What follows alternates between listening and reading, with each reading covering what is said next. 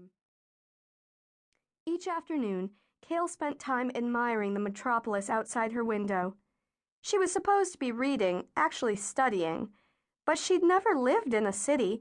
The view intrigued her more than the books. 3 azure towers spiraled above the hall compound, a clear globe floating between them. Even now, she looked over her shoulder and saw one of the distinctive blue towers rising above the buildings. I could get back. But she didn't really want to return yet.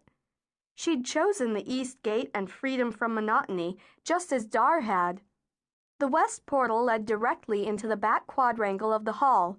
The old abbey and its complex of buildings were the center of spiritual and intellectual renewal for the entire continent. Kale and her friend trained for service to Paladin in a many-windowed edifice where great scholars roamed the corridors. Kale and Dar had been residing in the hall for 2 weeks. In those 2 weeks, they'd gotten uniforms and instructions, 2 sets of the tan and brown Lecent uniforms, and a dozen lists of instructions, rules and regulations, edicts and codes of ethics, orders, injunctions, and decrees. They'd finished the last orientation class that morning and had been given the afternoon to relax. Kale and Dar had called 2 dragon friends. Responding to the strong mental connection with their riders, Merlander and Celise had flown in from the hills. They had swooped out of the sky and landed in the dragon field. Merlander's scales flashed brilliant colors, while Celise's ebony and silver scales looked subdued and elegant. Kale stroked Celise's long neck and felt some of her tension drain away. Without words, they exchanged details of the past 2 weeks. All dragons and their riders shared a special bond, stronger than friendship.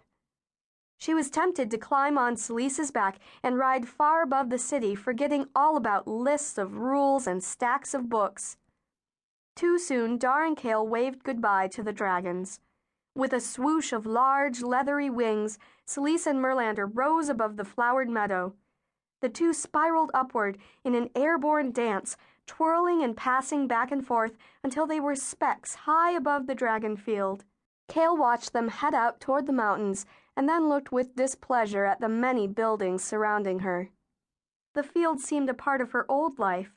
The hall offered a very different future. A brick wall, not a wooden fence, hemmed the beautiful field. Dar nodded his head toward the imposing barrier. "Let's go," he said. Beyond that wall, the city beckoned. Sights the country-raised errant girl had never seen filled the bustling streets. She wasted no energy resisting Dar's suggestion to go explore. And it was fun. She didn't gawk like a complete gaperlot. She'd seen Uroms and Kimmons and Tumenhofers before, but she still watched in awe as a group of towering Urom soldiers passed by. Her knees almost buckled when a small creature slammed against her lower legs. Her cape tightened around her body, seeming to draw itself closer in a protective clutch. She staggered, caught her balance, and looked down. A Daniil child's furry head barely reached her knee. The tiny girl grinned and winked one eye under her fluffy eyebrows. "Sorry, mistress." "Mistress? I'm not old enough to run a household. I haven't got a gray hair on my head nor a wrinkle on my chin. I'm only 15 summers." The child reached up and put her grubby hand in Kale's. Daniils prided themselves on their appearance, yet this poor urchin had somehow missed that point. Kale examined her more closely.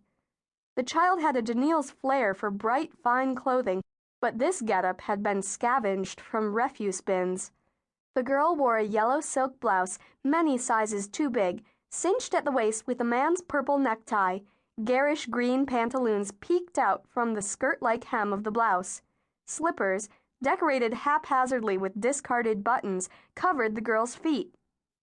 A toothy grin on the small Daniil's face charmed Kale just as easily as any Dar had ever used. She found herself smiling back. "Thief! Pickpocket!" A shrill voice pierced the babble of the marketplace.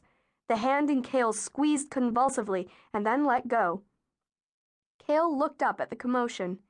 In that moment, the girl disappeared. 3 Mariones in city guard uniforms appeared among the crowd.